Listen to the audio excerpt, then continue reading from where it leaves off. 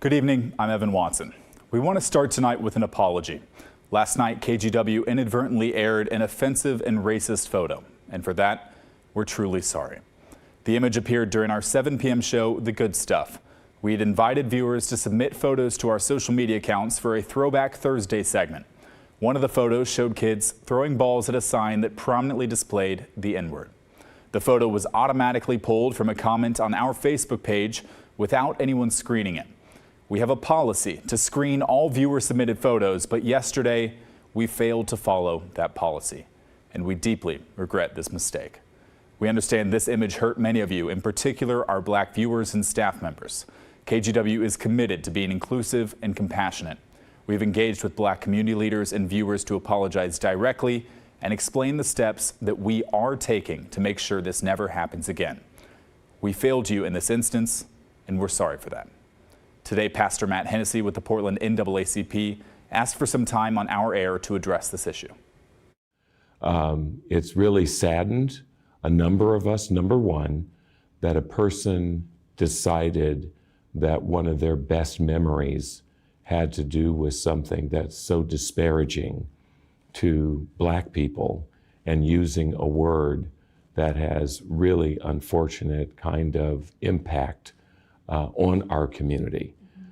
We have been traumatized in a number of ways, and all this does is trigger that again. Secondly, I'm really sorry that that was not caught. And we have had the opportunity to talk with KGW about what happened, to understand how something like that could go on the air. We accept the apology. We accept the fact that this is something that does not at all, is not rather at all consistent with what KGW stands for. What is very important as we go forward is to remember that every one of us makes mistakes.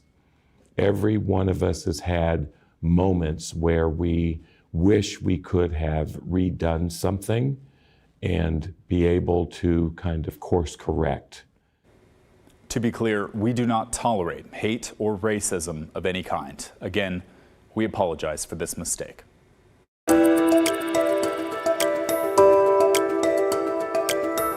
All this week, our Environment Northwest team has been bringing you different angles related to the shrinking snowpack in the Pacific Northwest.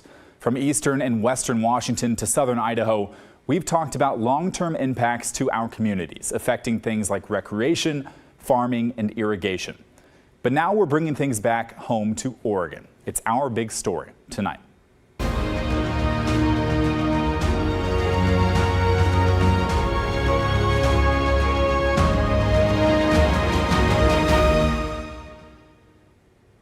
Warming winters are to blame for our shrinking snowpack, and it's having a trickle-down effect from our mountain peaks to groundwater.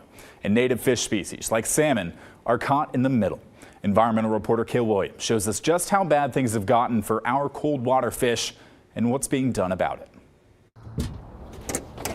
All right. Bob Reese has been working as a salmon guide in Oregon for almost 30 years. Yeah. You know, we operate a $1.5 billion a year sport fishing industry here in Oregon, and people come to the state because of its natural resources, and, you know, salmon and steelhead is a big part of that. When he started back in 1996, things were good. He was doing a job he loved. There you go, yay! And the fish, they were plentiful. But that's changed over the last couple decades. We're left what we historically had, you know, around 200 days of meaningful opportunity. We're really down to maybe about 50. And there's one key indicator Reese keeps close tabs on to know how the season's going to be. We watch with a lot of anxiety how much snow is piling up in the Cascade Range. This is Deer Creek. It's a trailhead. Chris Jordan, a fish biologist with NOAA, has been studying the relationship between snow and salmon for decades. We are at about 4,000 feet of elevation. He said when it comes to snowpack, looks can be deceiving. Above 6,000 feet, it's a normal snow year. Snowpack in the pass level of the Cascades, about 4,000 to 6,000 feet, has been declining over the last decade. Now, we're in an El Nino year, so lower snowpack isn't exactly surprising. But climate change has been pushing temps up for years now. And you don't have to look farther than our glaciers to see the impacts. Well, glaciers actually are the tangible indicator of what's happening to our snowpack. If we had lots of snowpack in the winter, we'd have bigger glaciers. That's Andrew Fountain, professor of geography at Portland State University. Yep. Glaciers form when more snow falls on an area than melts in the summer. Each new layer of snow compresses the layer beneath it, eventually turning into ice. But the last century has not been kind to our glaciers. Between 1907 and 2014, the glaciers on Mount Hood have shrunk by roughly 43%. And that's happening all over the Northwest. And the glaciers on the Olympic Peninsula should disappear by 2070. That's reflective of disappearing snowpack as well as increased melt in the summer. That spells trouble for the region's fish. Snowpack and glaciers in the Northwest act as frozen reservoirs that release water as they melt over the warm summer months, feeding the rivers and streams fish rely on. The timing and amount of flow in the river systems that are fed by snowmelt is critical for spring chinook and for steelhead. And even if we stopped burning fossil fuels today, temperatures won't start to decline for decades. So does that mean our beloved fish species are doomed? Jordan explained that water is stored in two ways. And it's stored either as snow or it's stored in the spongy, floodplains in the soil as shallow groundwater. Now, we can't change how much snow falls, but we can restore some of that sponge. So this is Whitechoose Creek. And to show us how that works, Jordan took us to a spot overlooking Whitechoose Creek, just outside of Sisters. Before it was restored, the creek had one main channel with high banks and fast-flowing water. To restore it to its natural state, crews essentially flattened the land. Where the land was high, lower that. Where the land was low, fill it back in. Now, the creek meanders over a wide area. What that does is that allows the water that would be in the channel and leave the system really quickly, time to spread out and to soak in. It's to re-wet that sponge. And this is where water is stored throughout the year. Without a reliable snowpack, restoring rivers and creeks is probably our best hope for retaining the flows we need to keep salmon around. Safe to say we need to do a lot more of it. And for river guides like Bob Reese, the stakes couldn't be higher. We're having to find other work. There's not a full-time fishing guide left here. But, this is a heritage for a lot of people. There's third-generation fishing guides that are working areas of Oregon because this is something that we grew into and we've historically had a love of. Cale Williams joins me now. Cale, I really appreciate how your stories are always well researched and sourced, talking to people who are experiencing this firsthand. Great job there. First question I have for you, though, what is the urgency on this? How quickly are people moving to make change? How's that looking? I mean, there are lots of people in lots of different parts of the Pacific Northwest working on habitat restoration for salmon. And a lot of that has to do with snowpack. But you have to think about the scale of the problem. I mean, this is an ecosystem-wide problem where we are losing a source of water that these fish have depended on for thousands of years. So when I'm talking to these folks, it almost seems like there is no amount of effort that you could throw at it, not reasonably, that would really be sufficient. Okay, but not all doom and gloom. We have to do something rather than nothing, right? There's that sentiment? Absolutely, and that's the tricky thing with climate change is that it is such a big problem, but every little small thing that you do can help. And the more coverage, the more recognition of that, the better. Absolutely. And the trickle-down effect of this, it's not just salmon, although we've focused on salmon tonight and here before, there's other elements, right? Absolutely. I mean, as you've seen throughout this Shrinking Snowpack series, it's affecting irrigators, it's affecting people who work and recreate in the snow, but it's also affecting other parts of the natural ecosystem. I mean, you've got salmon, and if they wink out, the species that depend on them are also in trouble. Just today, the Oregon Department of Fish and Wildlife listed the southern resident orca as endangered, and they're a species that relies heavily on Chinook salmon. Wow, great. Thank you, Cale. We appreciate it. More to come. So what do you think about our Shrinking Snowpack series? Did anything surprise you? Did it change your perspective? Let us know. Email the story at kgw.com or call and leave a voicemail, 503-226-5090.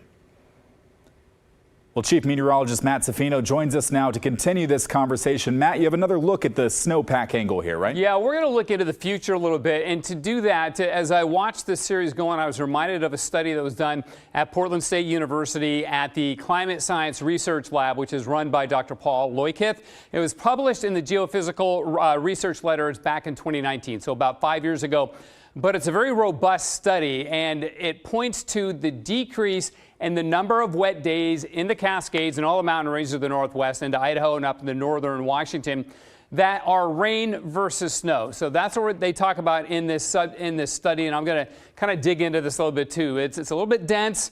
It's very academic, but I think we can glean some really good information out of this. What this shows, every single dot on the map shows what the percentage is of days where you get precipitation in the cold season from November through March that are snow versus rain. And on Mount Hood, that averages out to about right now 60 to 70% of our winter days, November through March, we get snow, not rain. So what they looked at, what the researchers looked at, Dr. Ariel Catalano was the lead researcher on this, was what's the change in that going to be going through the century? How many days are suddenly going to become rainy days versus snowy days? And that's critical as to how much snow we actually get. And if you look at this graph, again, same type of graph, but they looked at thresholds. Okay, when do we start seeing less than half of our days become snowy and then rainy? And when do 25% of them, that's all we're getting, our snowy days, or 25% of our wet days in the rainy season? And for Mount Hood,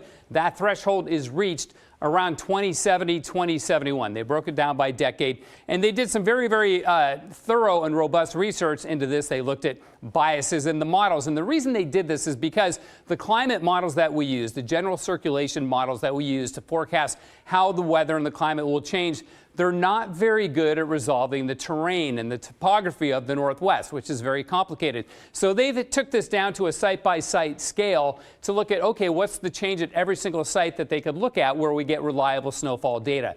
One of the things about this that was robust. And again, it shows some pretty dramatic changes. Now, I'm going to show you our snowpack this winter. And as Cale mentioned, this is an El Nino winter, so we expect to get lower than normal snowfall. We got up to about average on the 15th of January. Then we had all that wet weather, dropped to 73% of average. We picked up a bit. The percentage on Mount Hood has stayed about the same. Up in northern Washington on Mount Baker, it's not been a good year. It just hasn't. 58% back on the 15th of January. Then they saw market declines. They're about 42% of average right now. So again, this is an El Nino winter. We don't necessarily expect to get a lot of snow in the Cascades in a winter like this, and that's been true to form. So some summaries for you on this study that I've been referencing here. Northwest snowpack in a warming climate. We are seeing the Northwest Mountains see snowfall frequency decline. That means more rainy days, fewer snowy days. And again, the thresholds are what's important. The strongest declines were in the first half of the century, and then those declines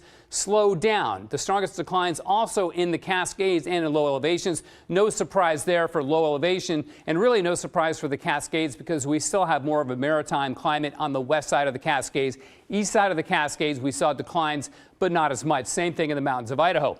And the bottom line is mitigation matters because they looked at a couple of different scenarios of greenhouse gas emissions. If we continue on the path we are and don't do a lot of mitigation, then we cross those thresholds where we get more rainy days, fewer snowy days a lot quicker. And if we have more robust mitigation, meaning that we continue to decrease the amount of greenhouse gases we're putting in the atmosphere, then we start to see, that's the reason why we see those decreases, those declines slow down in the latter half of the century. So again, Evan, I know this is fairly dense and academic, but it was really good information, really good research done at Portland State by the Climate Science Research Group there. Yeah, Matt, so the number of days with precipitation, that stays about the same. It's just what type of precipitation we're seeing, right? That's exactly what they're trying to get at, because we do see, you know, the average precipitation may not change that much, but how much of it is snow? And that's key, as Cale has been telling us all week, because that speaks to how much water we're saving in our reservoirs, what our soil moisture is like. That plays into the fire weather forecast, also plays into the salmon situation too, because it's not for fish, it's not just the amount of water that's in the streams, it's the temperature of that water. So if we get a lot of rain, it's not as cold as snow melt. The water warms, fish don't like that. So there's a lot that plays into this, but it was some pretty robust research done at Portland State by the researchers there, showing how these thresholds are likely going to be met. And they did it on a very regional, very localized level, which we don't see a lot of. And that's where a lot of the research in climate change is going to go, to break it down from the big scale down to smaller scale, where we can, you know, have better information as to how we can manage those resources. Yeah, great. Thank you, Matt. And while we're talking about snow, let's take things down to a microscopic level. You may have heard that no two individual snowflakes are the same when it comes to structure. And it takes millions of snowflakes, if not billions, to make some of those winter wonderlands. But that structure can also influence things like avalanches. Meteorologist Leah Pizzetti from our Environment Northwest team explains. Take a closer look at the snow falling around you. Individual snowflakes reveal a clear shape created in special circumstances. To get the growth of a snowflake, you need to have nucleation. That's a fancy way of saying it's crystal formation, says Northwest Avalanche Center meteorologist Robert Hahn. Snowflakes form when water droplets attach to particles in the sky, like dust or pollen, creating a six-sided shape. They then fall, dropping through different types of air, giving them each a unique appearance. No two snowflakes have the exact same journey through the various temperature and pressure regimes. For that reason, no two snowflakes look the same, just like a thumbprint. The atmosphere they fall through changes the shape they become. Is it forming lengthy hexagonal columns, or is it forming more flattened plates? Warmer temperatures tend to lead to longer shapes, like a needle. Colder temperatures create flat, plate-like snowflakes. Robert says the type of snowflake can even impact avalanche risk. If the snowflakes are too cold and fall too fast, they don't bond together quickly enough, creating a weak layer of snow, and that is one of the factors that can lead to an avalanche. Up next on the story, you may have heard there's a bill in the Oregon legislature to get rid of daylight saving time. We've taken a closer look at the bill and similar effort in the state of Washington. It aligns with what Arizona and Hawaii have done for many years. Of course, there's a good amount of support and opposition. I'll explain next when the story returns.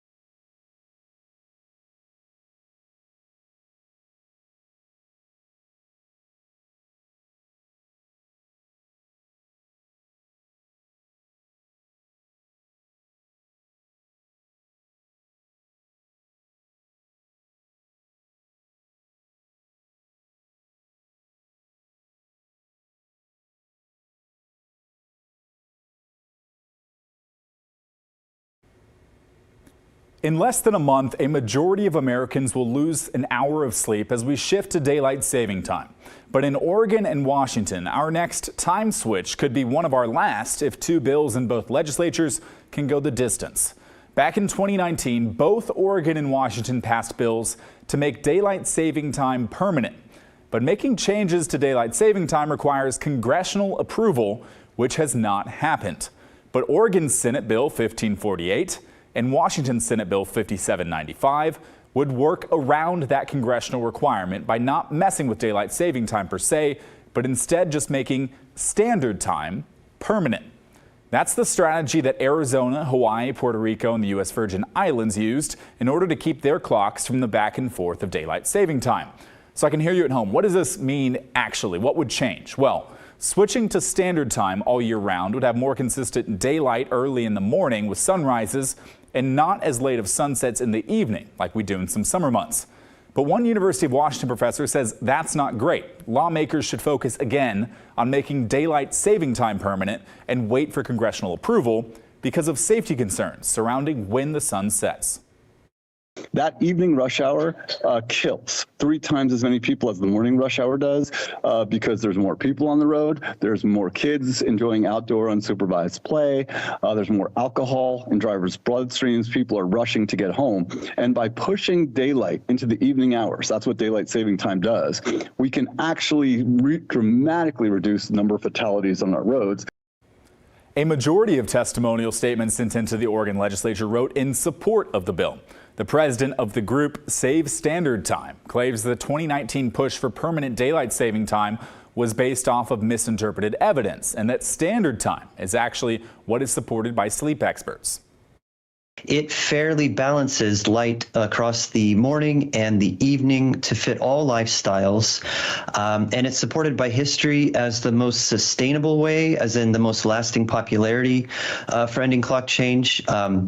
It's shown by science to be the healthiest and safest way for commuters, for people who need to work outdoor like farmers or construction, for children learning in school, and for everybody's just productivity in the workplace. This is the wide consensus of dozens of nonprofits. There might be one or few detractors who might pick out 1 or 2 studies, but really there are hundreds of studies showing that permanent standard time is the better way to go. So where do each of these bills stand right now? The Washington bill is stuck in a Senate committee and their session has just under 3 weeks remaining. So we'll have to move quickly if it's going to happen this year. In Oregon, the bill unanimously passed out of a Senate committee yesterday morning and now awaits a vote on the full Senate floor. But not all of Oregon is in the same time zone. A large portion of Malheur County is not included in this bill because most of it's in the mountain time zone. But if Oregon's bill were to succeed and get the governor's signature, we would move the clocks back in early November and then not touch them again to stay on standard time. Up next on The Story, we'll share some of your thoughts on our big story from yesterday regarding ambulance provider AMR's formal proposal to Multnomah County to fix the ambulance crisis. Should the county keep its 2 paramedic requirement or allow the switch to a 1-on-1 model to potentially boost ambulance numbers? You were certainly fired up, and we'll share some of that next when The Story returns.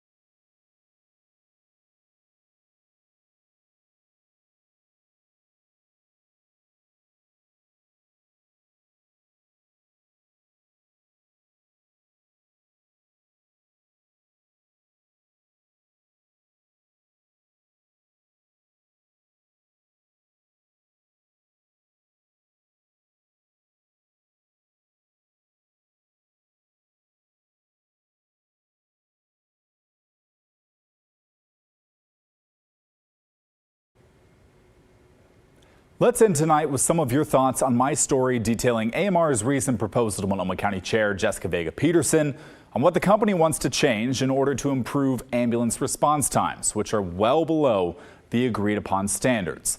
The company says by temporarily switching to a 1-and-1 model, 1 paramedic, 1 EMT, instead of the county's 2 paramedic requirement, it could add 4 to 6 ambulances right away. By the end of the second month, AMR says it would have 10 more ambulances staffed and on the road. And by month 3, the company says it would finally be fully staffed with its 50 ambulance shifts per day instead of the 32 to 34 they're running daily right now. We usually get a smattering of opinions on both sides of the many issues we cover in the story, but for this one last night, it was very one-sided. Marcel wrote to us, "I get that 2 paramedics provide a higher quality of care. You know what provides even better service? 2 physicians on every ambulance. How many ambulances do you think will be staffed under that model? If I'm dying on a street corner, guess what I'm not going to do when an ambulance shows up? Ask them their qualifications." I'm absolutely in favor in adopting the new proposed model of the 1-to-1 staffing of the AMR. Flatlining is not an option while waiting for medical attention in this county. Larry wrote to us, "It is way past time that Multnomah County dropped the 2 paramedic requirement. As a taxpayer and/or future patient, the last thing I want is to be waiting excessively long for an ambulance because of bureaucratic arm wrestling contests." Thanks for all your feedback. It helps make this show unique, and we really appreciate you taking the time to write or call in and share your opinions, especially on this topic. The more we hear from you, the more that informs coverage in the future, and we're able to share that here, and that means a lot to me. That's the end of our show. Thank you very much for watching. Straight Talk with Laurel Porter and Governor Tina Kotek is next. Pat Doris is still recovering from his procedure, so I will be with you right here on The Story on Monday night. Hope to see you then. Until then, have a great weekend.